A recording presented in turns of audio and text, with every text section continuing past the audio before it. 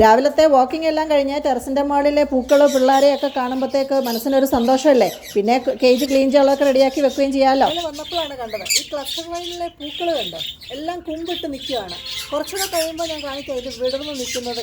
അവരും വന്ന് നോക്കുവാണ്, ഏത് നേരം വെള്ളം ഇതിനകത്തുനിന്നാണ് കുടിക്കുന്നത്. ഞങ്ങളവിടെ ചെടിയും വെള്ളവും കിളികളെയൊക്കെ ആസ്വദിച്ചുകൊണ്ടിരുന്നപ്പോഴാണ് കെട്ടിയവൻ വിളിച്ചേച്ച് പറഞ്ഞത് പുള്ളിക്ക് ഹോസ്പിറ്റലിൽ പോകണം, എമർജൻസി ഉണ്ട്. അന്നേരം തന്നെ വെച്ച് പിടിച്ച് താഴെ വന്ന് അവനെ വിളിച്ച് എണീപ്പിച്ച് അവനെ കുളിക്കാനൊക്കെ പറഞ്ഞു വിട്ട്. നമ്മളൊന്നും പ്ലാൻ ചെയ്യ പോലെ അല്ലല്ലോ. ടിഫിനും വെള്ളവും ഒക്കെ നേരത്തെ റെഡിയാക്കി വെച്ചതുകൊണ്ട് രക്ഷപ്പെട്ടു, അല്ലെ എനിക്ക് പണി കിട്ടി.